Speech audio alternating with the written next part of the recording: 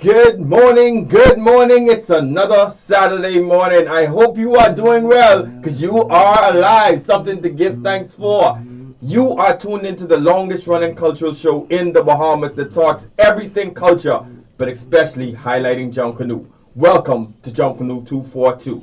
Good morning, whether you're in our family of islands stretched across the globe listening to us on Facebook or some other media, or if you're in Nassau right here having some chicken sauce with some stew conch, a slice of Johnny cake with some fever grass tea. Good morning to you too. Chairman, how you doing, man? All is well, all is well. I had no chicken sauce with stew conch, but I'll have a stew conch. I know why you go on a Saturday morning. You normally have your stew conch. What happened, man? I was running a little late this morning, so I had to settle for something else. Good morning, Ronald Sims. Good morning. Look who's back. We missed you, buddy. It's good to be missed from time to time. You gotta watch it, man. But that was an exciting show that you had on right before us. Had some legends inside the studio talking about the entertainment industry, and as long as talking about this, I guess this new union body that is being formed or being put in motion. Well, it has been formed. It's called the United Artists Bahamas Union. It's a union of performing artists. UABU. Yes. The UAB they call it. UAB, man, that it was a very exciting show, especially when you got somebody like Nita in studio talking about not just music, but talking about the business of music. Yes. And we're going to be dropping similar to Lee in that vein as we come up in our show. But before we go any further, let's get started with our prayer. Let us pray. Heavenly Father, for the gift of life, we give you thanks. For our nation, we pray for peace, prosperity, principle, recovery, and restoration. For ourselves, we pray for wisdom to use your gifts wisely, especially the gift of Junkanoo, so that we may honor you, serve your people, build better communities, a better Bahamas, and indeed a better world. Amen. Amen. Proud to be Bahamian. Boy, you gotta like them basketball fellas right now. They're the highlights everywhere Boy, you go, you gotta man. like them right now. If you don't know what we're talking about the Bahamas national team that's setting themselves up, taking part in some pre-qualifying games for the Olympics in basketball. I was very excited to see the lineup of guys that they were able to put together. Not just the bigger names, but some of the guys who are playing, and some of the guys over across seas are also playing in different leagues. But of course, we know the guys who are playing in the NBA. And that ain't all we could get. Yeah, let's see what else we can do. Hey, but DeAndre Ayton, of course, he's really showing off and showing out. I think this is something I think is going to help him also in the pro leagues too. Give him a time to show some leadership skills. Also, we got Buddy Hield that's putting in and chipping in and doing a lot of stuff there. Congratulations, guys! You're doing very well, representing not only yourself but the country. Indeed. You can't just call two people, man. Gotta give everybody their kudos, man. Yeah, I think the team is going well. I think one of the things that is being highlighted with all of the headlines is they're talking about the chemistry of the team. They're showing that teamwork, that unity that's there. So I think that is very something that's worth highlighting. And I think the next game is going to be with Uruguay, if I remember correctly. So that's going to be something to see as well. Yeah, that's this afternoon. That's this afternoon. What time, Ronald? Yeah, I don't have a time on it, but I'll confirm that time. And if they win that game, they move on to the finals tomorrow. Big man, you know if they win that. Around that time, every Bahamian could be not glued, glue. Glued to the TV. That's exciting. It's exciting that they were able to upset the number 4 seed in the world. Yes. And I mean, it wasn't close. No. In the Bahamas, we call that a blowout. And that's on the basketball front. We also want to pay close attention to track and field this evening. Yes. This boy, Terrence Jones, this boy is dangerous. Where you from? He goes to Houston Tech. He's got the fastest times in the world this year, Boy, look here. Fastest time. Look at you. Fastest time. He's a 20-year-old Bahamian. He goes to Texas Tech. He runs the 60 to 100 and the 200. Wow. These are the type of things that needs to be making our headlines on the front when it comes to news that's supposed to be open. And also we have the swimmers in the swimming in the Goodwill games. So I know we are doing well over there as well. So it's a lot to be. It's a Y'all lot to be all proud about in the for. sports arena, eh? Yeah, y'all think we just smarty. Well, definitely, there's a lot of accolades that's going on, and we want to keep posted to it. And definitely, as they do, regardless of what they do, congratulations already to everybody that's competing in the various different fronts around the world for us.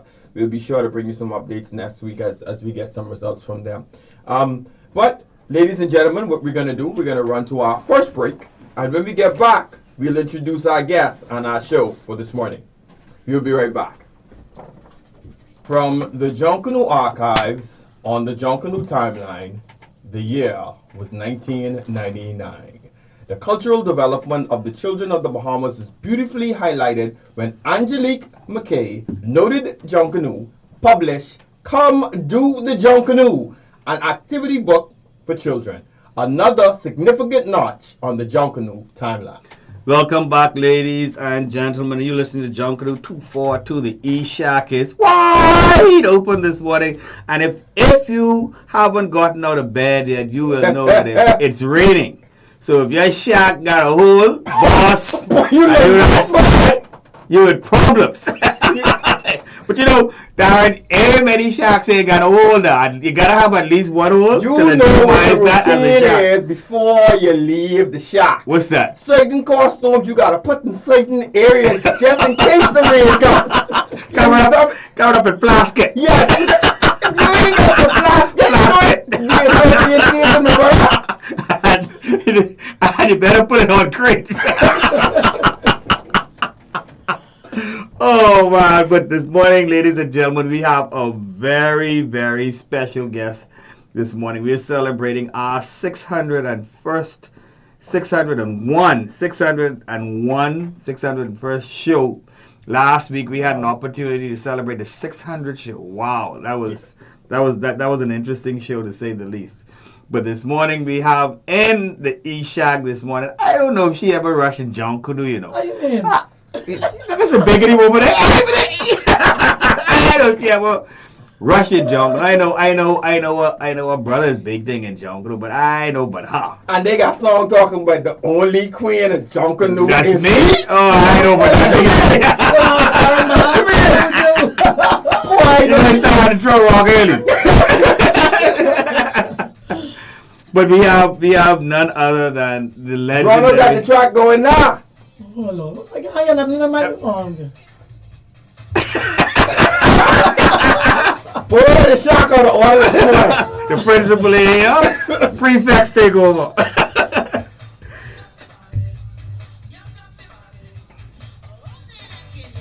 See Emily.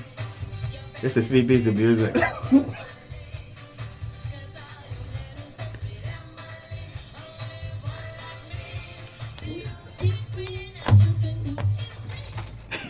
So welcome to Sweet Emily Williams. Welcome to the studio, to the E-Shack, Sweet Emily. Thank you for having me. Now, what should we call you? Should we address you as Miss Williams, Emily, Sweet Emily, or what? Sweet Emily. So let's on this show, let's start at the beginning, right? Okay. So, who is Sweet Emily, and what made Emily sweet? Okay, now I can see if I can answer that.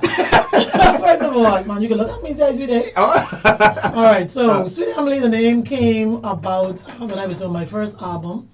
Fred Ferguson and KB were the producers of that album, hired by Les Turnquest. And he wanted to do a CD with me, and he hired them to do a CD, to produce a CD, and to put together the songs that they wanted me to do.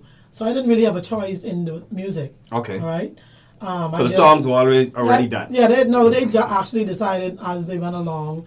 You know, an album was basically about 10 songs. Okay. So they decided among themselves, okay, Fred wrote some songs, KB did some, and then there were a couple cover songs like Someday and I Will Survive and Someday song we can get back to that. I want to talk about that. And KB came to me and he was like, okay, we need to name this album. What we can name this album? I was like, well, I don't know. He said, well, we need something that defines you. Like, what should we call you? We need a name for you. I was like, boy, I don't know. And he said, okay, this is your homework. We all going to go home and we're going to come up with some names. And we're going to see which one we like best when we come back to the studio. And at the time, the studio was in where the PLP headquarters is now, in Pinewood. That used to be Fred's house. Wow. The studio, that's where I recorded that album. Really? That's his house, yes.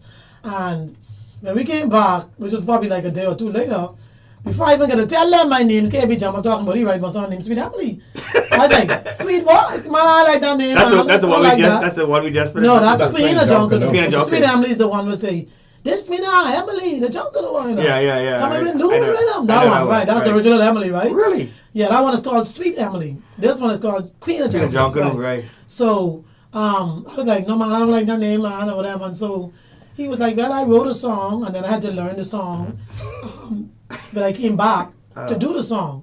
And that's how I get stuck with the name, because by the time I came back, recorded the song Sweet Emily, this That was me it? now, that was another one, on Daily Wrote a Note. So I got stuck with the name Sweet Emily. And it grew on me, And I think people liked it. I never anybody said they didn't like it. So it grew on me, and I asked KB, I said, why Sweet Emily? He said, man, you see how you look? You look like Sweet. So that's what I was thinking about. So I like, all right then, KB, all right. You in that one? Basically, that's how we came up with the name Sweet Emily. Who is Sweet Emily? Sweet Emily is just a regular girl from Harlem. I grew up in Harlem. That wasn't my original residence, but that is where I became. I mean, I really at that time I was about 12. Okay. So when I came to know who I was, because before that I was much younger, just in school. We grew up in a couple areas because we didn't have our own home, so we had moved around a few times. But at that point, I started. That was actually when I started to sing in school.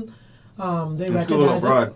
No, I went to Wilton Aubrey, Okay. which is now Aubrey Sales. Okay. And in grade 6, they were trying to put together a choir, so they didn't know who could sing and whatever. So they let everybody sing. When they got to me, they're like, "Oh my God, this one could really sing!" So every school I went to, It's William Sales, you said? no, this was remember you used to have Sales Primary, Yeah. which used to be on South Street, Okay. where the cars are, and then you used to have Wilton Aubrey, All right. which is on the main Nassau Street, and Okay. they were like, you could go from one yard to the next, to the Yeah, back. yes. Yes.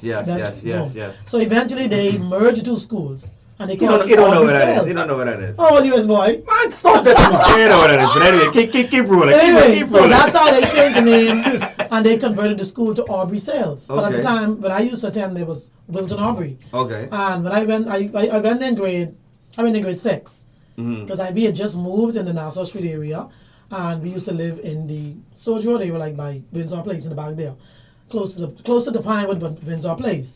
And so when I moved there, I went to Ridgeland Primary from grade 1 to grade 5. So when we moved there, we had to find a closer school. Right. So mom put On me Nassau Street. right, because of my age, I was the only one at the time. I think in primary school, my two younger siblings. One went to Quarry Mission, which was another school Cross on the the way. corner. Cross the way. Right, but they got rid of that. Yeah, that one I don't know. Right.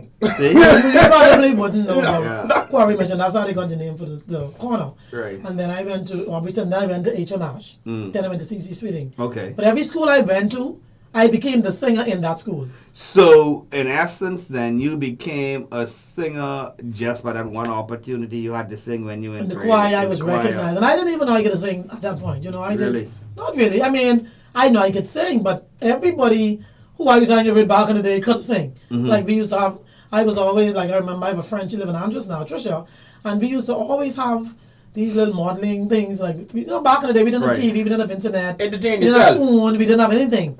So for girls, we used to shoot marble and stuff because most of the things that you would do outdoors was more like boy sports. Right. So we used to like spin top, shoot marble. You can spend up. How you mean? Spin top, shoot marble, fly kind know of. what spin Listen it to up. me. I know but sizey and marbling and Guppy shooting and all that. and guppy and then. If you ain't how you dress, I have to duel you outside. I could shoot marble. I could spin top. I could fly kite. I could do all those things. I could climb tree. All it, the 9 yards. Toby will tell you, we all used to do it. Right. So, eventually, like I said, growing up in that area, my 2 or 3 friends I used to hang with, we used to play funeral, we used to play wedding, Yeah. we used to play, we used to see Miss Bahamas back then. We didn't have TV then at that point. Or if you had TV, it's black But and we used to white. watch our neighbors' TV, or we had a black and white eventually. So we knew about the Miss Bahamas, so we used to put on Right. our own little pageant. Right. And I always used to be the one to sing. Right. So for me, I know I could sing, but I didn't know I could sing. You didn't know you had that kind Not of talent. professionally, and I didn't Right. thought in my life, I never looked at myself as somebody who would end up being an entertainer. So someone discovered you, so to speak. Yeah. Right, while you're in primary school, and as you indicated, when you went from school to school, then you automatically got into singing, right? Right. But how did this whole transition happen with professional? When did that happen? Okay, well, like I mentioned before, what happened to me was when I finished school, I wanted to be the CC Sweeting. Yes, I graduated CC Sweeting. I was in business studies, and I wanted. Well, my sister became a police. So back in the day, that's why you had so many people who went to CC Sweeting, and most of the younger people then who parents couldn't afford to send them to college, which was the majority of people. The only option would have been get a government job, be a police, be defense force officer, customs officer, something like of that nature, some government job. Right. That was the norm. So my sister was a police. So I said, well, I didn't want to be a custom officer, and I didn't want to be. So I said, I'll go in the police force too. Okay. But my mom was like, no, I don't need 2 daughters on the police force. All right. That one was enough. That's She was enough. troubling, and she's still troubling. And I was like, okay. And I because I did business studies, I ended up working at the Bahamas Hotel Training College as one of the secretaries in the office. Okay. So my initial job in the business field was being a secretary, because I actually did business studies at CC Sweeting. So I could do shorthand, typing, the whole 9 yards. You still remember any of that? Yeah, man. Yeah? I could still, yeah, man. You could type how many words a minute? I could actually not type, it's writing. Writing? Shorthand, right. Right. I could write. I actually got the highest. It was 2 of us who got the highest in the RSA exams. I was one of them. Very good. I was probably like the top in CC Sweeting in shorthand. Okay. So when I got my job at the Wind Ambassador Beach Hotel to be the food and beverage secretary, I used to take all my notes from my boss, who was from Malta. I used to take all of my notes in shorthand. You know what shorthand is? And then I sat down and typed from that shorthand. All right. Very So good. I can still do that. I know if you know what shorthand is. How old are you? My Because you keep sister saying, used to do shorthand. how old are you? Because he keeps saying, I am 41. yeah, years man. old. Yeah, That yeah, girl. We only making couple years Shorthand would have been like the precursor before typewriters became very popular, like you said. No, typewriter was around too. But you would take your notes in But you shorthand take your to notes make and it show and type them out. Boom. You see? You got it. Yeah. So, I think that's what this morning. So eventually, after I completed school, what happened was, right in grade 12 though, this is how I transitioned into professional singing. In grade 12, CC Sweeting was the graduates were putting on a talent show. And of course, and CC Sweeting was one of those schools back in the day. I always thought CC was one of the better schools, because CC was one of the schools It's the Cobras. CC was one of the government schools that had a lot of different, you could have chosen what you wanted to do. Like if you was really hard into academics and you want to be like a lawyer or a doctor or an accountant or whatever, most of those students who I went to H&H with, they would have, when you got to CC, they would ask you, what is your option? And based on the grade that you got, which means you still have to qualify to be in that Right. So a lot of my classmates who came from National Media were like some of the smaller kids. They ended up in what we call AA, that was academics in CC Sweeting. I ended up in BS because I chose business. Studies. Right. My brother, when he came there, he ended up in IC, which was more like technical if you want to do plumbing. Toby. No, Demik. I have a younger brother who does. Toby went to another school. Toby went to RM. Okay. So I don't really know what Toby's much older than me, so I don't know what they did. All right. But in CC Sweeting, you had cosmetology, and some students would have chosen to be cosmetologists, while others were placed in cosmetology because their grades were only to a certain point. So basically, they weren't driven towards academics. right. So most of the smarter kids, let me put it like that, most of the children who were Academically inclined Right. either ended up in academics or business. Okay. And then you had some of them in hotel. Okay. So a lot of the students who wanted to work in the hotels, they were high. Automatically Yeah, did some of that. them were high academically too. But what they would have done was, if you wanted to do academics and you only got a 50 on the initial exam, the entrance exam, you couldn't go in academic because you had to be to a certain point. So they would put you in cosmetology, or they put you in IC or one of those other, what we would consider the lower, the more like the hands-on type Right. stuff. So basically, I ended up in business. So I ended up doing secretarial work, office practice, business, accounts, the whole 9 yards. So when you would have left CC Sweeting, you would have been equipped for the job market. You would have been equipped. And so most of us who couldn't go to college, couldn't afford it, we would have had to end up in the police force, or find some government job, working in some office or somewhere. And I ended up in hotel training college. But I wasn't there long. And then after about 2 years, I got a job, and I applied because I wanted to make more money.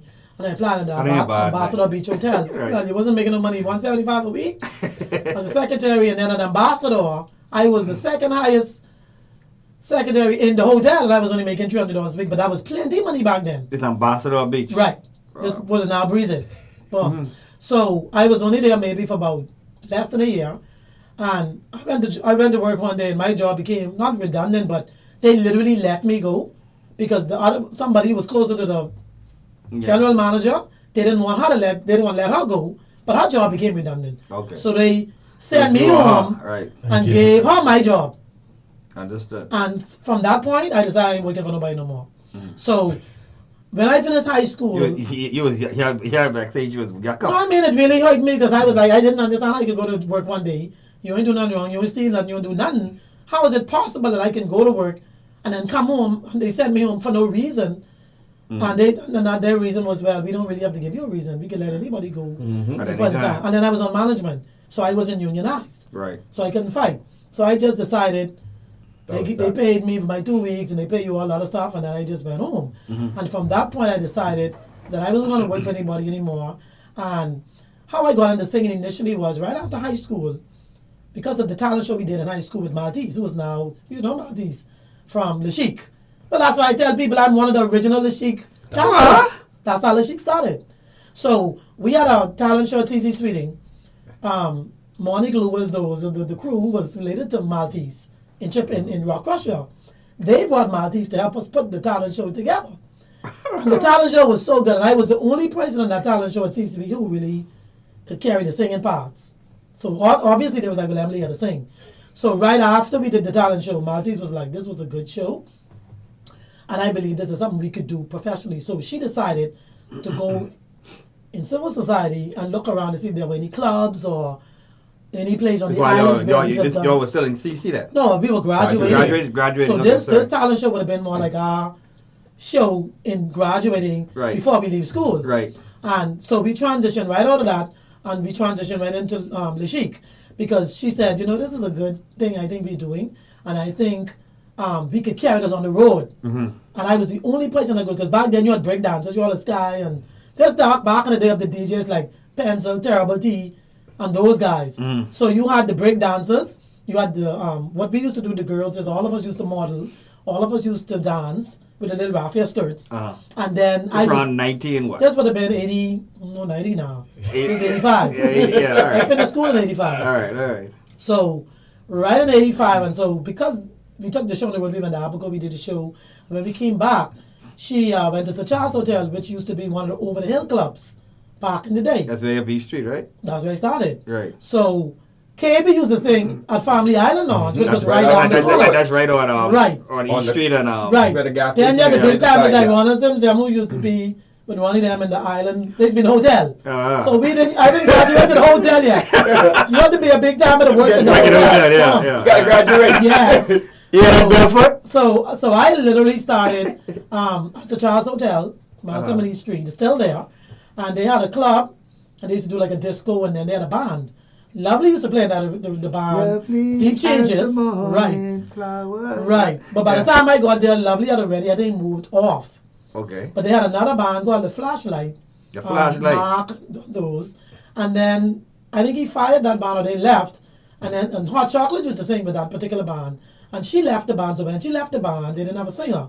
So Michael Carey at the time, who was the owner of the hotel, he asked me if I would be willing to sing with the band. Because he liked, Little could sing. She here doing shows, whatever. I don't try to sing with the band. I was like, no problem. I'll give it a try. And fast forward, I started with them. Another band came there called the Gold Band. That's Steve Rutherford those. I transitioned with that band, and I stayed there with them. And when I left them, I think I went to the States for about 2 years, came back, and I picked right up and stayed them again. And then from then, I started moving around with different bands. Because you only had me in Hot Chocolate with only 2 females back then, at that time, who was singing with bands. Nina was around, but Nina was in the hotel with Compound and her father. So Nina used to do the cultural shows with Chippy Daughters those. So this was the time of the era of cultural shows.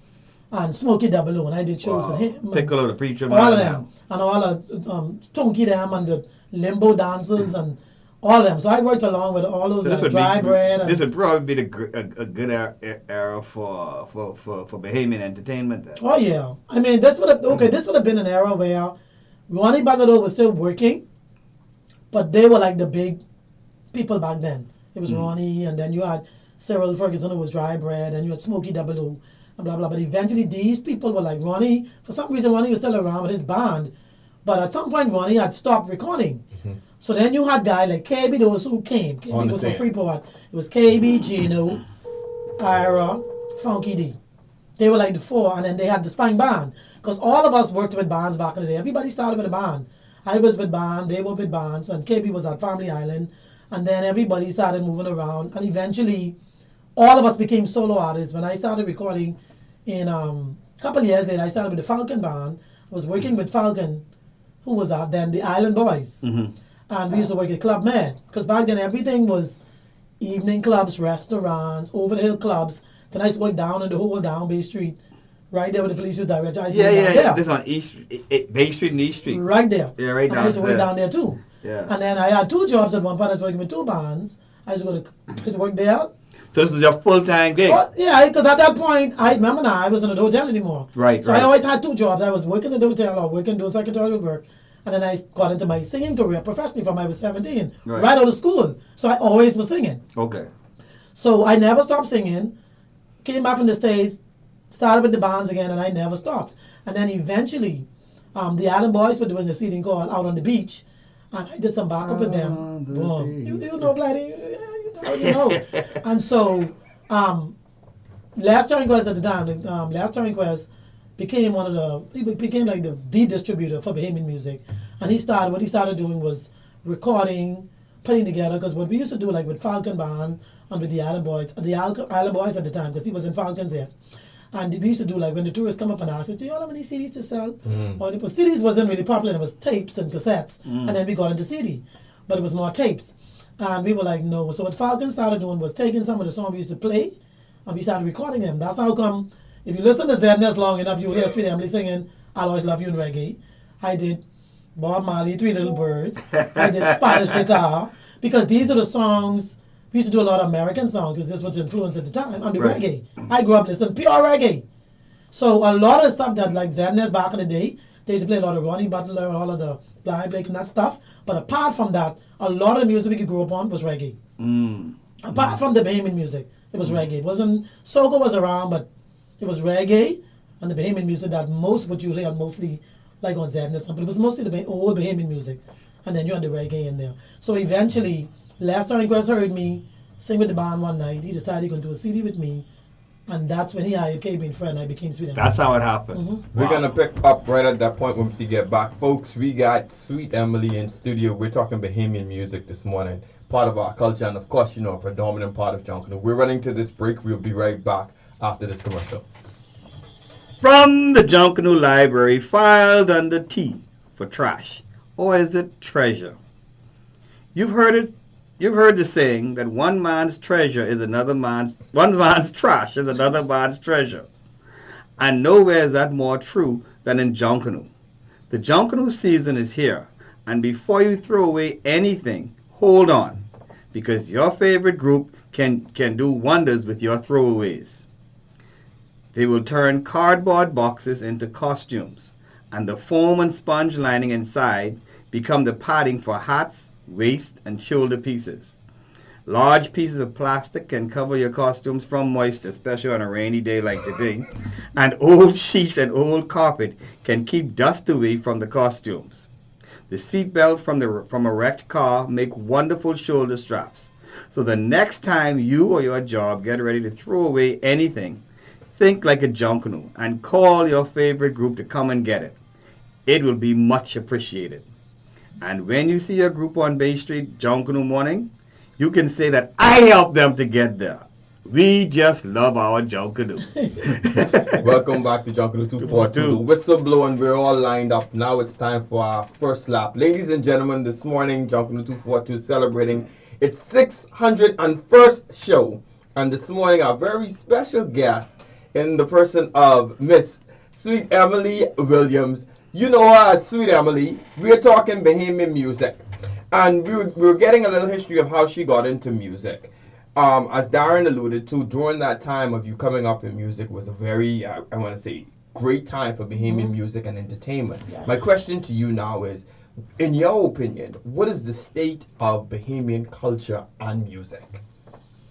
Boy, that's a loaded question because I think you ever hear people say it's not like an oxymoron, but they say it's the best of times, but it's also the worst of times. Okay. So I think right now Bahamian music is at a crossroad where you have the great influence of soca music Mm-hmm. that has infiltrated not only the Bahamas but the whole world, and now the Afro beats Mm-hmm. that has taken over the world, and also you have the emergence of younger Bahamian artists that are coming up, some of which do appreciate the rake and scrape and the Junkanoo music, but don't see that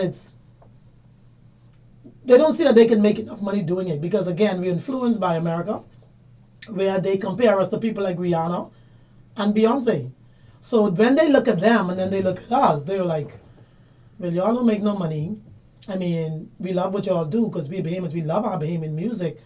But I think if I want to become a big star like Rihanna or Beyonce, I got to do what they do. I gotta fuse something. I got to mix something up with the Bahamian music if I have to do it because the real Bahamian music or the old traditional Bahamian music just ain't going to cut it no more. So we're at that place where some of us are fighting to preserve what is left of traditional Bahamian music, while at the same time, some of us, like me, I like soca, I like some of the fusions, but at the same time, I understand the importance of having something to pass on to the next generation. So we're at that point now where we could go either way.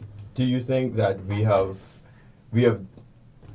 my question would be is this, do you think that they're running in other directions or being influenced by other directions by our lack of defining what is Bahamian music? No, because you don't have to define something to like it. You Correct? see what I'm saying? I don't think that any Bahamian, if you ask them what's Bahamian music, some will say soca because they don't understand the difference between the genres. I have people call me, I used to soca queen. Mm-hmm. Bahamians to say that. So it just shows you that there's an ignorance factor where we don't even understand how to label music. I talk about the average Bahamian. Now, those of us in the business, we know the difference between Junkanoo, rake and scrape, and Goombay. Mm-hmm. So I don't think it's I don't think it's a problem with the definition. I think the biggest issue is it goes back to they don't see it attractive enough, and we are being infiltrated because of our proximity to the United States. What we influenced by on internet, cable, and now everybody have a phone in their hand. So everybody watching and listening to everything around the world. You realize when I was growing up, you didn't know what was going on in Africa. All we knew about Africa was what's in books. And the only thing you saw were giraffes and lions in the bush. So when I sit down now and I watch a Nollywood movie, I'm astonished that Africa is much more advanced than I grew up thinking it was. Mm-hmm. And I think the average Bahamian who grew up in the 60s and the 70s, most of us, if we not traveled those places, would have that same mindset. So now the children that are growing up now, they don't know who Sweet Emily is. They don't know who KB is. They don't know Ronnie Butler. They don't know the songs. They don't know us. And they are Bahamians. But I think that is due to the fact that every child has a phone. Mm-hmm. The parents have a phone and the cable in the home. They're watching the television and what they're seeing is they're being influenced by everything else out there. Okay. So it isn't so much that they may not like it because So it can't be defined. They just don't know what it is. So we would have to do a better job on getting this Of information course. in the front of them. Education is bottom line. We have to educate the younger children, meaning we have to put in this curriculum. You have to put in the curriculum. What would you say, Emily, is traditional Bahamian music? What would That's an interesting question because that's one of the reasons why a lot of us still argue amongst ourselves because nothing that we do is really Labeled. genuinely indigenous. Even Explain. Junkanoo isn't indigenous to Bahamas. Now we may have elements that is somewhat indigenous to how we do it, but there are people who say, they will tell you Junkanoo was being done in Jamaica and other places. I mean, I'm just saying what they say. Mhm. So they're saying that there's nothing that we do that is indigenously Bahamian.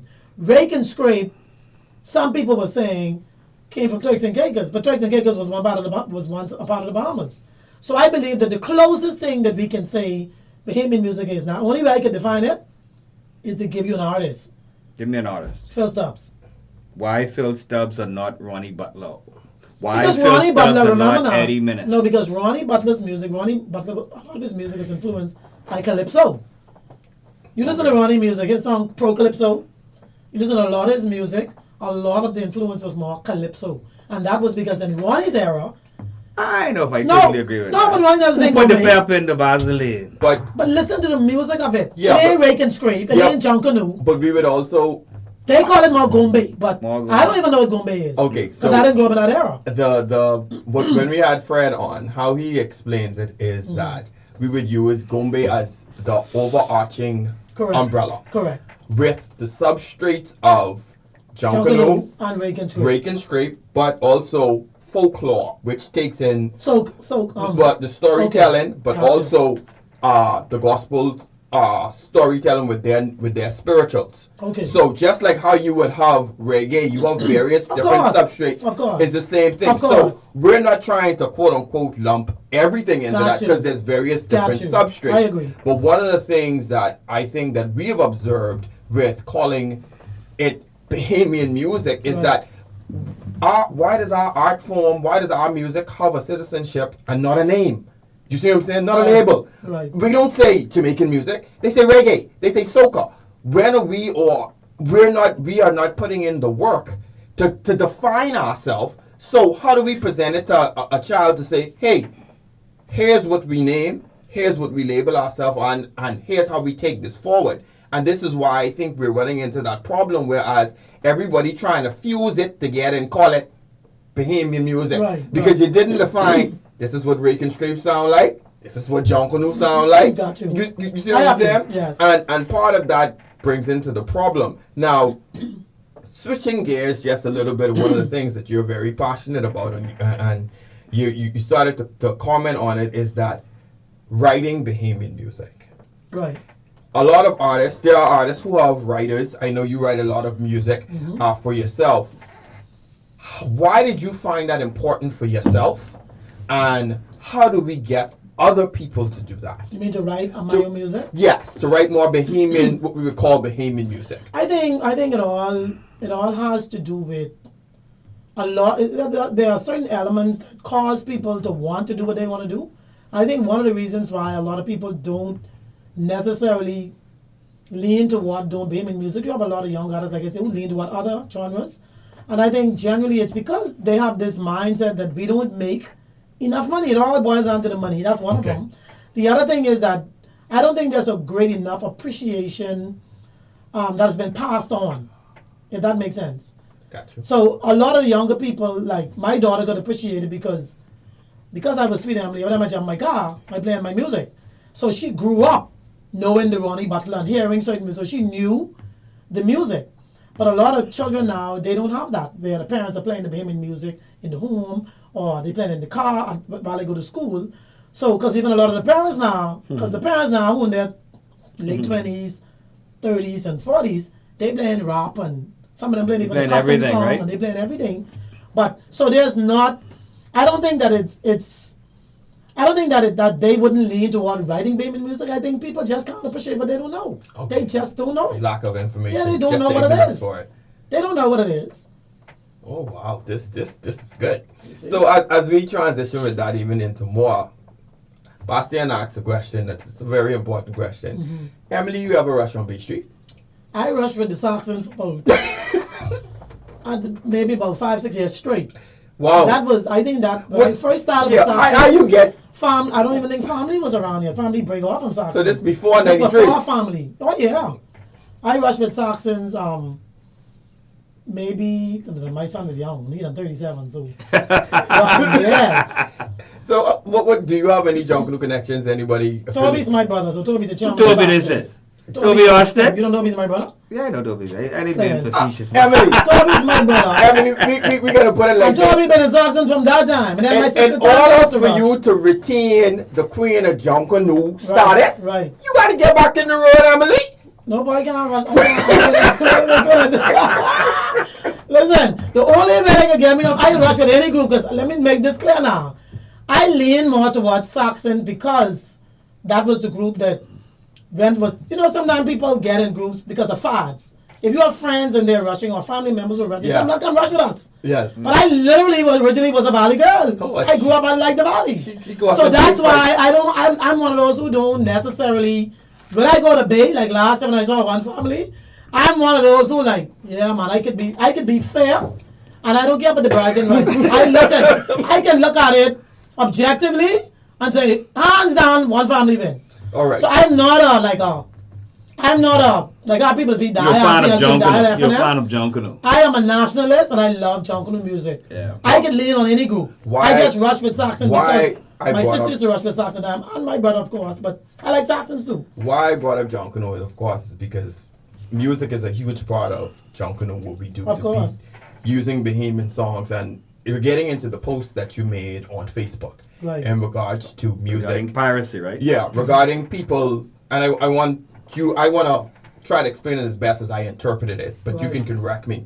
In reading the article, there was seemed to be some quote unquote frustration with people using your music and quote unquote one, not asking for permission for it, that's one, but also two, being on the same show with you, but also performing your music, knowing that you're an act on the music. On the same show. Can you explain that for me, please? Okay, And why the frustration? Okay, now let me say this first though.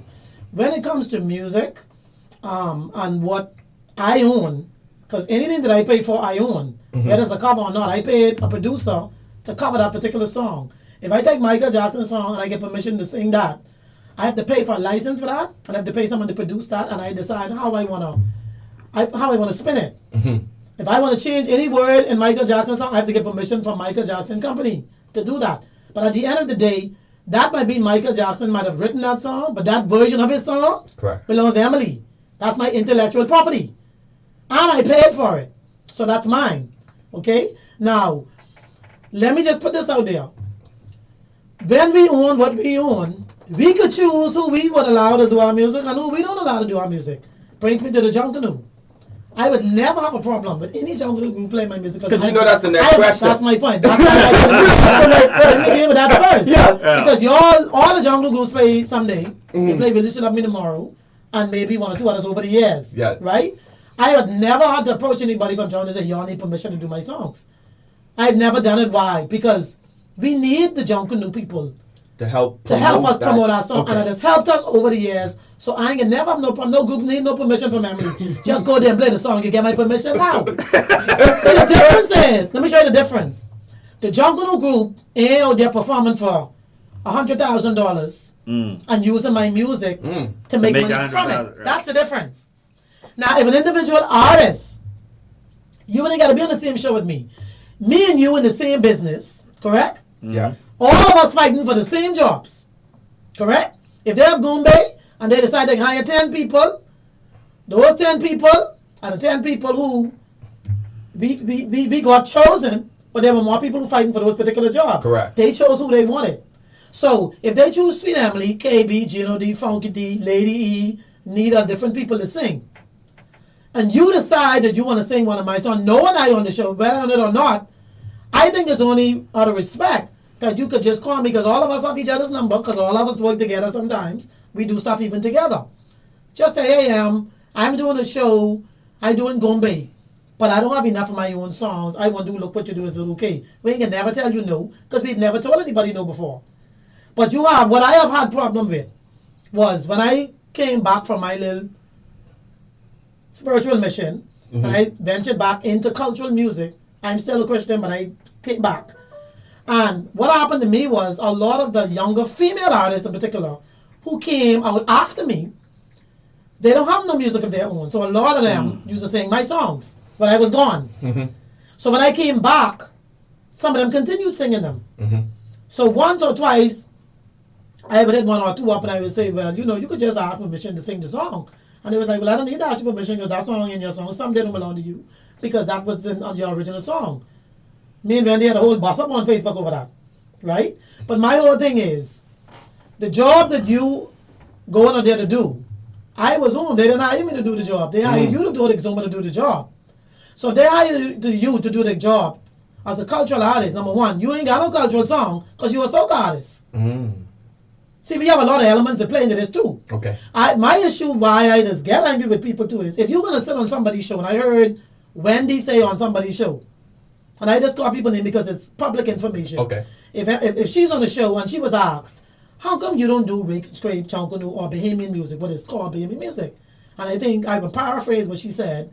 She said something of, well, I'm not here to preserve Bahamian music. I'm a pop artist.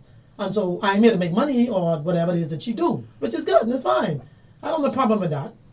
But at the same time, if you don't have no love for the music enough to preserve it, and you don't have no desire to do it, and everything that you do is promoting Trinidad music, why are you trying to get on cultural shows when you don't have cultural music? That's my first issue. You in the studio all the time recording. I'm not even dealing with her. I'm just dealing with general. Because I've dealt with other artists too. I talk to the females all the time. In particular, the males do it too, but I deal more with the females because they're the ones who. Yeah, you can identify it. So I have spoken to Franchon. Lady went I think Washington a couple of months ago. The government they were doing there was an expo in Washington. She was chosen as one of the persons to represent Bahamian music. Now, Lady will tell anybody her music, most of her music is I think she may only have one or two. The Island in the Sun, which came out of Carnival. That's more of a Junkanoo. That is probably more of a Bahamian song, right? And then she has one or two Master Roach and one or two others. But then she has other songs that lean more towards soca, or they fuse with soca, right? So she don't have that much music if she have to do an hour or an hour and a half show catalog to do her own music. Okay. So what she do is she'll use some of Therese, some Emily, and then she'll choose maybe a Ronnie Butler or Drive, whatever. So she is one of the persons who will always call you. And I told her, boy, you don't have to call me, I give you permission before. She said, but then I still is called because I'm going outside the country. All right. So you do have people in this business who do respect, because she don't want it to look like, okay, Emily sitting down watching the expo in Washington, and she over there singing them, hey, well, why they ask Emily to come sing Emily song? Me and you in the same business. Right? I got more songs than you. So if they're going to choose you to sing my song, then why not get me too? So I'm just making a point. We got you. That's all I'm saying. We got you. So my issue is you have a lot of artists who in the studio all the time recording, but they have no love for the Bahamian tradition because as far as they're concerned, they got to fuse it for it to make sense. That's just what they want to do. But then when the cultural shows come around, they mad because Ronald Simpson call them and put them on group. But you ain't got no music. People, one thing I like about the Bahamas, and say what you want to say about us, when you see the government or any government or Ronald Sims or Fred put together any show or Freddie Munnings and it's anything is Bahamian, and that's what they do, they put together Bahamian shows. You ain't gonna hear you ain't coming on there to sing no soca, and they ain't gonna hire you to sing no fusion. Generally, they don't want to hear. When you go to Regatta, you can't go to Regatta and sing soca. Then people will pause you off the stage because they don't know you and they don't know your music. They don't identify. So that is why people like Emily and my music, a lot of them would know. That's why Bahamians who live in Miramar, when I go there, all of them can sing my song because I've been around almost 40 years. So they know my music. And they know the music. So they would hire people if they're trying to raise money. Anybody trying to raise money and they're selling tickets. If I'm a promoter, I look at who could draw the crowd. Okay. And if I'm reaching out to a Bahamian crowd and that's who I'm trying to reach, then I can get the best artists who can draw the most crowd to pay the money to come to my show so I can make the money as a promoter. So that is where a lot of these artists who want to be on the fringes, this is where now I have a problem with them, because now when the cultural shows come around, they're all about going to the MP and this one and the next one to get on the show. We gotta. Sorry, go ahead. No, we have a point that we gotta run to. Because I can go on all day. No, we're gonna run to a quick break, but there's a point that I want to break up. I want to bring up as you spoke about when you took your little sabbatical. It's a point I want to ask you with coming back from that. One of the reasons why we had a big discussion in my family chat. All right. But what you say about we're gonna run to a quick break. You're talking Bahamian music on Junkanoo 242. We got the legend, Sweet Emily Williams, inside the house this morning. We'll be right back after this commercial. Examples of excellence. His youth and jovial manner belied the brilliance and determination within. Charles Maynard was to become the nation's first Minister of State for Culture, and he conducted himself in that role with great distinction. He was a fierce Saxon, but he moved easily throughout the Junkanoo community, determined to be fair to all. He believed that the Junkanoo community should empower itself to conduct its own affairs, and he crafted the agreement between the government of the Bahamas and the Junkanoo Corporation New Providence Limited. And he also supported the JCNP fully every step of the way. He was equally supportive of the Junkanoo Development Association and faithfully showed up every Independence morning to jacket the honorees, right up to this past July 10th. Mr. Maynard was one of the first persons to appear in Rosslyn Square before the start of the ceremony. The Junkanoo community owes a debt of gratitude to Charles Maynard, and we will always remember his contribution to our development. Charles Maynard, this week's posthumous inductee into the Junkanoo 242 Shack of Excellence. Welcome back. You're listening to Junkanoo 242. It's the second lap, and the show is fiery and hot. We talking Bahamian music, respect for artists, building a catalog. Where do we go from here with Bahamian music? Using music in Junkanoo. Emily say your group's got her permission. All the time. You understand? All the time. Even the big groups. In your explanation of Bahamian music, you spoke about taking a little break, doing whatever you had to do. Mm-hmm. And we want to know, the reason was, why did you come back? Well, I came back really because I think it's my calling to be back. As a Christian, and I know that I use that word loosely because I don't even like to call myself a Christian because everybody's calling themselves a Christian. Because Christian has like a bad stigma. Because a lot of people don't understand what it really means to be a real, authentic, born-again believer. And I consider myself somebody who's a righteous person. I do live my life righteously. I do try to live according to the teachings of Christ. I do live my life. Anybody who know me know how I live. I don't hide nothing, whatever it is, you can see it in your face. So ain't nothing about me shady. I am an honest person. If I have something to say, I will say it. I ain't got to hide behind nothing. I call names just to make my points. And I just want to say at that point that let me just say I don't have anything against Wendy. I just use it as an example because it was a public thing that went viral. Correct. It even ended up on Google because there were the two opposing sides. Correct. But since then, Wendy and I reached out to her. I had a conversation. I apologized to her. Yeah, and I apologized to her if she was offended. But that was still, I told her, you have your position and I have mine. Right. But I was just making a point and it was never a personal attack. So let me just say that. I believe in doing what is right. When I consulted God about coming back, it was because I felt I got to a place in my life where I know that God always was going to send me back.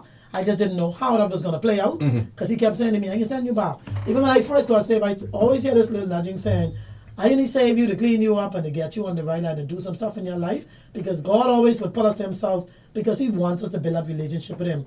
You cannot have a relationship with God and you don't spend time with God. So in the 17 years that I was gone, that's what I've been 17 years. 17 years I was gone. When I left, I was 37. I came back. Wow. I was almost 50. I was over 50. So I was gone 17 years, and in those 17 years, I got to know who God was. I know about praying, fasting, fighting demons, Him taking me in the spirit. I learned a whole lot about who God is. I built a relationship with Him to the point where I could hear His voice. I know when He's speaking to me and I know what He's saying. Some people will always ask me, well, how you know if you're in a miss God? Or how you know you're in an error? I said, the only way that you would never know you're in error is when God give you a directive. You're never supposed to jump and just go. You're supposed to still wait. Because He will always confirm it. And over the years, He's always been showing me, and it wasn't until I had a dream, and I said to him, I said, you keep saying you can send me back, but I got to the place now where I felt I started to literally dry up. I was like, okay, God, now I don't think I could take just not singing baby music no more. I got to go back. Not using your and do what I got to do. I feel like I drying up, and I got to be doing something. And even though I could sing gospel, and I could still do it, God always said to me, your calling is unique because there was never another Sweet Emily in this country. See, people don't give you, I never got an award. I never got an iconic award. I know people who are dead who got an iconic award. And I got more catalog than I've never received them on a plaque. But that's okay. My reward always comes from above. But over the years, I now have over 100 songs that I've recorded in my lifetime. And I'm only 55. Over 100 songs. So think about the amount of money and the investment. I have no money in my account. But because I don't believe in investing, I don't believe in putting my money in the bank. I invest in my music so that when I die, my children and my grandchildren will live off my music. That's how I think. So I don't want to be trying to save no pile of money. Because I'm always recording. I always doing video. One of them will tell you, I push in 3 songs sometime. Every month I push another song. So the question now comes is. So I came back because I know it's my calling. To mentor, to help to preserve Bahamian culture, because there ain't much else left. And to help those who are coming behind me, as much as I can help them to get into the business, because there are a lot of old entertainers who don't want the young people to come in, because some of them are threatened. Wow. Wow. They may not say it, but if a new artist come and they get a hit, some of the older artists, they feel threatened because they know they're getting older. Think about another 15 years, I'll be basically 70 years old. So 15 years ain't long, you know. Not very long at all. You have people right now in the business who's still singing. Funky D 65, but look how good Funky D looks. But I'm saying I don't have another 25, 30 years. Correct. So I have to do what I can do now to preserve now. What happened after I die? Yes, that's on them. That on them. You But I can laid- do my part. you God laid said, I the called you to be a foundation. bridge. And because I am a Christian, it allows me to be in a position where people do respect me. So a lot of artists who don't come to them, they say who they don't respect, they will always call me and say, well, Emily, you reasonable, you honest, and you can speak your mind. If you have a problem, you will say you call it what it is. I'm a genuine person. So I don't have to go on there and tell people who just called me and why they called me. No, that ain't their But business. I call people all the time. I just spoke to a female artist who I haven't heard recording anything in a couple of years. I said, you need to get back. I spoke to Fan Sean. I said, you need to start recording more Bahamian music. She said, yes, ma'am. When we were in the Turks and Caicos, I talked to her. I called Cupid. I said, I ain't see you doing no more. What happened? Oh, Why not take a lovely. break? Right. I speak with Iron regularly. Ira's son. Because he's a young artist. Then I work with, but when I was getting on shows like in the States, I was trying to pull people along, like Ebony and the new artists, Ilsha, and some of these new people. Some of them only make it on Craft Fest because of me, even though some of them didn't give me the credit. But I call people and say, you need to give these young people a chance. Emily, what do you say to So people I'm one of the few people who are doing it. who say you supposed to be this woman of God, this Christian woman, but yet you singing but culture? Hello? Hold on. Hold on. Let me say that again. Let me put you on. No, you mean this the question? No, I know, but I people want them to asking. see your face when you ask me. Yeah, what do you say to those people? I am not one of those people, I know. right? Who say, you're supposed to be this Christian person, this woman of God, but you on the stage singing but culture. But the Okay. Bahamas, why they what do you say to that? First of all, I used to be like them too. Mm. Because when I first got saved, I believe as a Christian, you have to separate the two. You can't be singing gospel, or you can't say you're a Christian and you out there. Singing I secular wouldn't say music. I wouldn't even call it secular. It's just the perception. Mm. And because of the perception, and this is only in the Bahamas, because if you go to the United States and you go other places, you don't see people getting on Fantasia. Even Bahamians just be out there clicking on Fantasia page when Fantasia didn't never claim to nobody that she was no woman of God. But every time she sing one gospel song, They you don't deep want in to the see them. spirit. They're all in the spirit. Mm. These Christian people now. So my answer to that is, I can answer that very simple. There's something called your calling. A Christian is not a calling. A Christian is not your job. A Christian is who you are. Mm. I am a Christian because that's how I live my life. I am a Christian because I pattern my life after Christ and the way He lived and His principles and His teachings. That's why I'm a Christian. That's how I live. My job ain't got nothing to do with who I am apart from when I go there and do my job. You should see my lifestyle through my job. Okay. Ain't nobody up there, and if you can do it, call now and tell me, because I don't do secret. I ain't no sweetheart, and I ain't doing nothing wrong. I sin like everybody else. You slip and you say things you shouldn't say. You do things you shouldn't do. But I'm not living a sinful life. So my thing is, when Christ walked this earth, I know what He used to do. Christ doesn't be no church no 24/7. Christ used to go to the synagogue on the Sabbath day, which was a Saturday. Not even a Sunday. Y'all want me to preach? No, So all y'all who call on Sunday the Sabbath, you're all wrong. He used to go to church at the synagogue on the Sabbath day and teach. All the other days of the week, he used to be in the bar, in the club, turning water to the wine to the people wedding. Jesus used to be where the sinners were. That's why the Pharisees used to come at him. They used to follow this man to try to catch him and to try to say, we can trap him now. You say you the Son of God, but you get your disciples picking corn on the Sabbath day. God, Jesus said to them, hold on. So it's wrong for me to have them eating and doing good on the Sabbath day? I am the Lord of the Sabbath. So if I establish the Sabbath and I can tell them they can eat, who is you to tell them they can't eat? So my thing is, nobody's come at the doctors and the lawyers who in the church. Ain't nobody's come at the teachers who in the church, and some of these people even ain't living right. But the musicians and the entertainers, they always come after us. And I think the only difference is because our jobs take us in the front of millions of people. Okay. While they doing what they have to do, they go to work every day. You could be a pastor and you could still run a business. That's my job. I'm an entertainer. I live a no sinful life. You understand? So how I live my life is how I live my life. That's who I am. My job is what takes care of my bills, because I can tell you all it's the best I live in years. That's it. That's all. That's it. That's what. You know what I mean? I can renovate my own kitchen and my bathroom. Ain't nobody's giving me nothing. No, the question is that for a very long time, especially in this country, we try to divide and split hairs on a lot of different things, and I think you said it best. Whereas you can take that same job and use the Christian principles inside of it to exhibit that type of lifestyle, and that's why I asked the question and posed it directly to you. As we look around in this country, we look a lot more things. If a lot more people took that stance, I'm sure we'd probably have a different outcome on a lot more things. As we look at the platforms you get to reach, the millions of people you get to sing from. I remember when you came back, Fish Fry, you got on an all-white. I said I'm I remember, and I was like, Emily's back?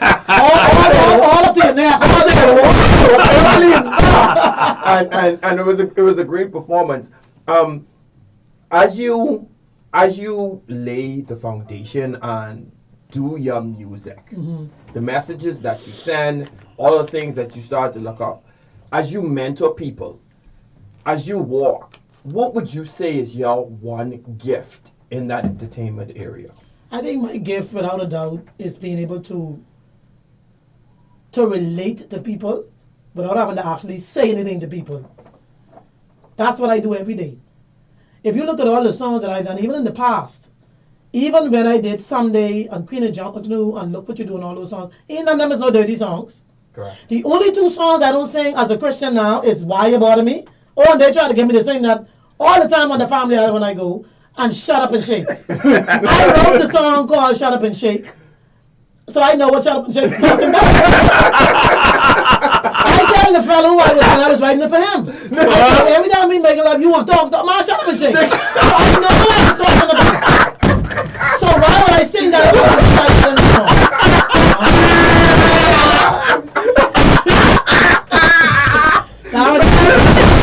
Some of them must sit down, shut up and shake. Why You Bother Me was written by Fred, I think. And I just don't sing that because I think the song is done well, because a lot of people like it because that's a really nice Junkanoo beat.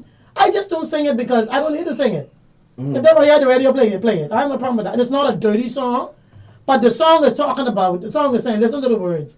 It's been a long time since I had a date, but I'm married now, so I ain't singing that. Okay. I don't sing anything that I don't live now. It don't represent you well. No, because I'm not holding no man bum, which is your bongi. I don't sing no song talking about bongi. You'll never hear me sing no song, but even if I say shake, you could shake your body without being vulgar. Yeah. So if I sing Queen of Junkanoo, it ain't no dirty shake. When I perform, I'm not naked. I don't gyrate to the point where I get nobody I just released a song called, Kenny Waters did a song called Through the Years. Through the Years. I did that in Radio Scrape. I just released that last week. I don't know if they haven't started playing it yet, but I sent it out to all the stations. That's another song. That song promotes marriages. Because I noticed that a lot of marriages, people ain't staying married. All people doing is jumping in and jumping out. For whatever reason. I mean, sometimes it's justifiable. But I'm just saying, people don't, it ain't like back in the day when people respected their vows. People get married and tell you, but I can get married, but if I don't work, I can leave him in 2 years, whatever. That means you shouldn't get married if that's the mindset you're going into it with. So I do songs now that, when I record now, I do songs that I lived, I could relate to, and I love songs. I always loved good love songs. I ask them, when people say, he's saying Christian people, I can dress them now. Hold on. Y'all say, I can now dress them again. Y'all church people can say it's secular. We singing secular music, right? If you listen to majority of the song Someday, it's basically a love song.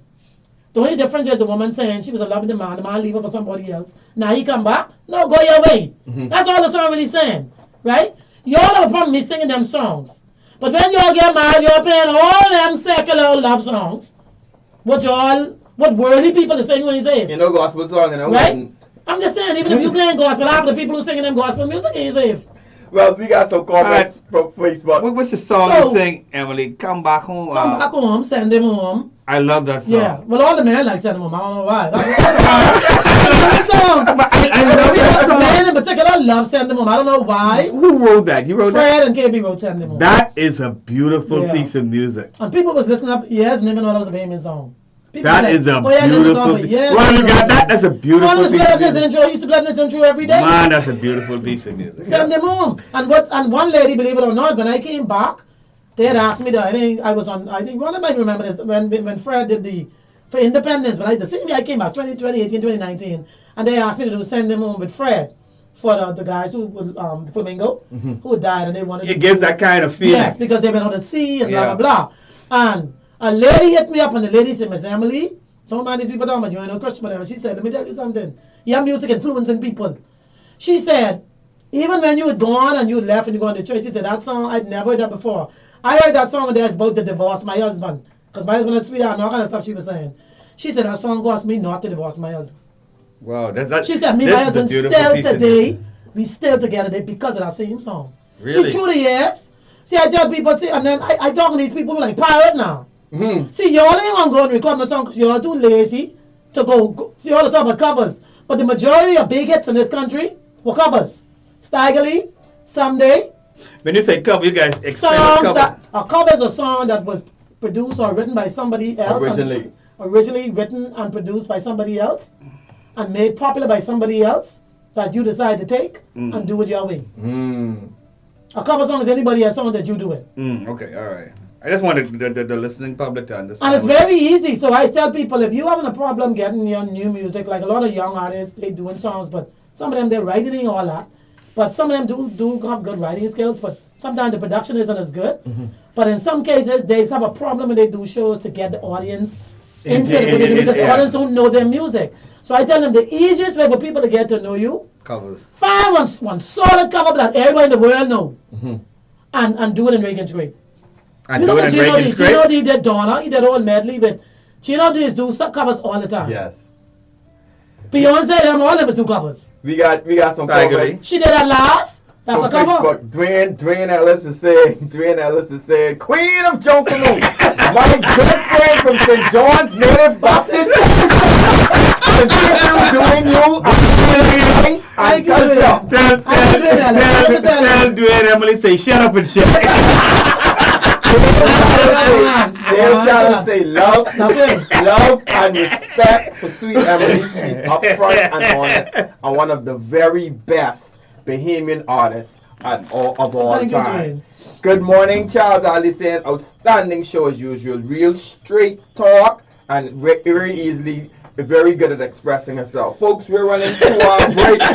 We're going to get the ending part of this show. Emily is dropping by. My phone's so dead, y'all. We'll be right back after the show is over. And now for news off the shock wall. Yeah, boy. Happy birthday greetings to Cheryl Ford, who celebrates tomorrow, Happy birthday, Sharon. to former Prime Minister Perry Christie, who will celebrate his birthday on August 21st. Happy birthday. And to Silbert and Arlene Ferguson, who will celebrate 47 years of Marshall Bliss on Marshall Bliss on that same day, August 21st. I also want to say happy birthday to our friend Mitzi. And to all who celebrate their birthdays in the upcoming week, a very special happy birthday. We want to say condolences goes out to Arlene and Silbert and their entire family as they are at a funeral right now, funeralizing Silbert's younger brother, Earl Ferguson. Our thoughts and our prayers are with you. Indeed. During this time. Remember, folks, this episode is going to be up on our YouTube channel, Junkanoo 242. You can watch this over and over. Definitely, but make sure when you go to that channel, like and subscribe to the channel so you can see all of the updates that is up there. One of our duties is to make sure that we keep culture readily available and in front of you, and we try our best to do that through this show with making sure that the recordings and all other things that we are part of are available through our YouTube channel. Would we also like You know your sweetie birthday would have been 2 days ago. Who that? Ronnie. Oh yeah, my husband. That's right. And my husband born August too. That's right. Ronnie on the 17th. And then we also want, because sometimes there are shows people stop us and ask us to investigate. Mhm. So to the listening public, if you have a show that you Yes. want us to consider, Do please it. post it. Yeah, if you have anybody you want us to interview, things you want us to talk about, get more information, put it on our Facebook page, put it up there, Indeed. and we definitely will reach out to you, get more information for it. Remember, folks, it is Saturday, August the 19th, The 1-9. 2023. How many weeks we got? We are 18 I can't wait, man. weeks away from Bay. Just ask you when you start pacing. Emily, that's plenty I time watched for him you to with get I watched him with your family this year.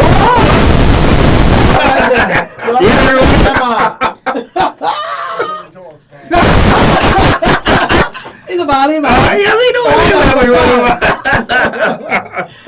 So we have discussed a lot on this show. Culture, we've discussed your history, getting into it. Where do we go from here, Emily? You're on the circuit, you're out there performing, you know some of the challenges of Bahamian entertainers, some of the challenges of women in itself. What do we do in this vein of culture now for Bahamian entertainment? What do? Do we need more information? Do we need more platforms? Do we need workshops? What do we do to get this valuable thing called Bahamian entertainment back to its quote-unquote heyday? Back to where as it's developing itself, it's nurturing and creating this valuable gem. The union was just in, they're forming another union because they don't feel as though it's proper representation. People are not being treated right. What do we do now? Well, I think number one, I think there are a number of things we have to do. The first thing we have to do is, like I said before, if we want to have our culture continued on, even as most of us would have passed on, you have to educate. So we have to find a way to get Junkanoo, the information about Junkanoo. We have to find the way to get all the entertainment. Everything that we do that we call culture, we have to find a way to get it in books and put it in the schools. We have to find a way to do it. Now, a lot of schools do. Every school, I think, that is a legitimate school, even some of the Christian schools and private schools, do Cultural Day. Okay. And that's why I tell them, Christian, you all sit down and shut up, please. Because culture is a part of... See, what people understand is when God set up, when the earth was set up, it was set up in a way where everybody that will dwell on the earth would fit somewhere in a system. If you are an accountant, you would be in the financial system, right? I happen to be an entertainer, so I'm in the orange economy, which is in what we call orange economy, the media, journalism, graphics, music. That covers all of it. Junkanoo, everything, right? The only way for you, like I always hear Ali Nash Ferguson say, you got to educate. We got to pass it on. If not, it will die. So we have to find a way to put it in books, which means even, you talk about the definition of what women music, everything has to be put in books. And we have to put it in the schools. I talking about from preschool straight to UB. Straight to UB. Where every time they go to a different school, we don't know about Christopher Columbus and all that, right? But we got to find a way that ain't nowhere in the world that children who are coming to schools now, that a child who's in grade 6 shouldn't have a book when they open up, they can see Sweet Emily face. They should know who Darren is. They should know who Fred Ferguson is. They should know who Ronald Sims is. They should know who Blind Blake is. Right? What is annoying me now, I can tell you all government people who listening. That's why I don't vote for nobody in particular. Right? Because you won't be able to say what you have to say. Listen to me. You all got the Golden Girls and all them sports people in the airport. They own our airport. Why Sweet Emily in the airport? Why Ronnie Butler picture in the airport? Right? Why Blind Blake and Joseph Spence in the airport? Why didn't he need a picture in the airport? Why Ronnie and Bristol ain't in the airport? People who have been... But people who have been... I talk about people who have really contributed Who to have been intrinsic in building the Why fabric Darren of the facing there? country. Why Vella Francis ain't in the airport? Why Gus Cooper ain't there? You see what I'm saying? We got all kind of walls in the airport that people pass and ain't nothing on them. I just get annoyed at that, you know, when I walk through, because sports seem to be the only thing we focusing on. They want to highlight. Why? Because the government over the years, now that people like Sean Emil and other people have taken the Bahamas to the world, all we want to do now is focus on sports. But I tell people, music and film and look at Beyonce them. You don't want to know the amount of money Americans make from the orange economy. Trillions of dollars.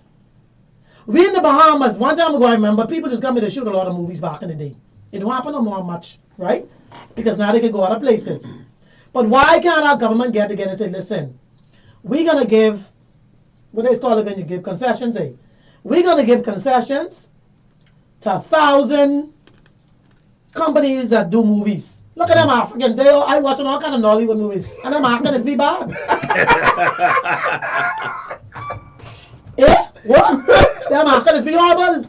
But they can't all bad. But over I love time, their movies. they get better. But I'm saying I love their movies. That's why. They sound bad to us. But that's the way they speak. And it gives them an outlet. But I love their movies because you don't see no bunch of nudity and stuff in their movies. Their movies, they always promote family. I love the Nollywood movies. So I'm saying, why Bahamians ain't doing it? Why aren't we sending 100 Bahamians students? And listen, you got plenty of Bahamian students who love the arts. Yeah. Why we ain't send them away to America? Because I feel like some of the better schools are in Europe and America and London. Different. Send them off to learn. And the film is a big industry. Huge. Why aren't we giving them concessions to come and shoot the movie and put 1-3 Bahamians in there and let them be in the movie? See, we're not creative enough, and all we focus on is politics. Everything in this country is politics. That's what it boils down to. But there are other areas that we are neglecting. If we would have focused on film, and we would have focused on Junkanoo, I just get annoyed, and listen, ain't nobody like Junkanoo more than me. I ain't get nobody say. I just get mad when I go and I look at, like, let's say when one family went last year and you go on YouTube. You wasn't mad, you smiling. No, I was mad at the amount of views. When you look at Junkanoo, you go on any group, a Christmas Junkanoo, look at Saxons or Valley Boys win.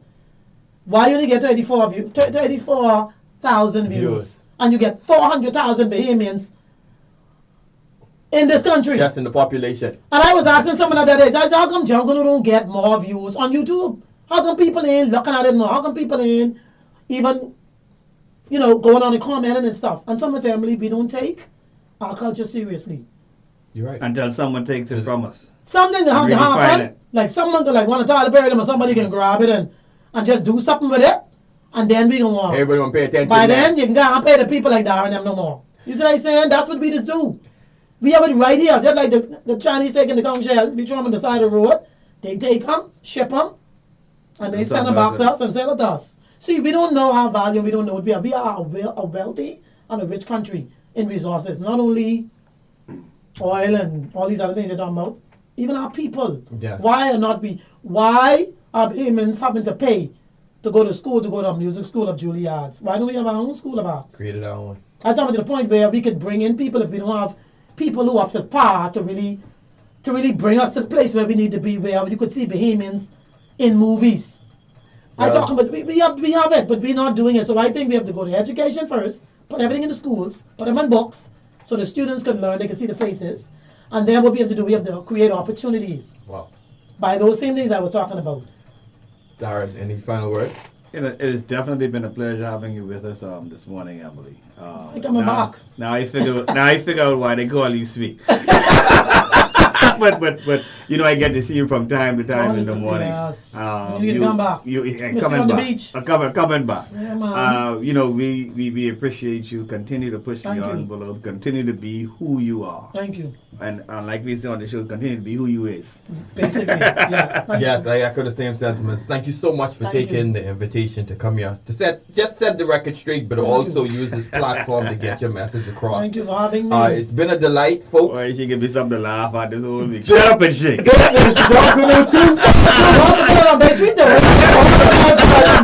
all about you in the 242. And until we meet next time, let everything that you do prove beyond the shadow of a doubt that we are all proud to be Bahamian. We'll see you next week.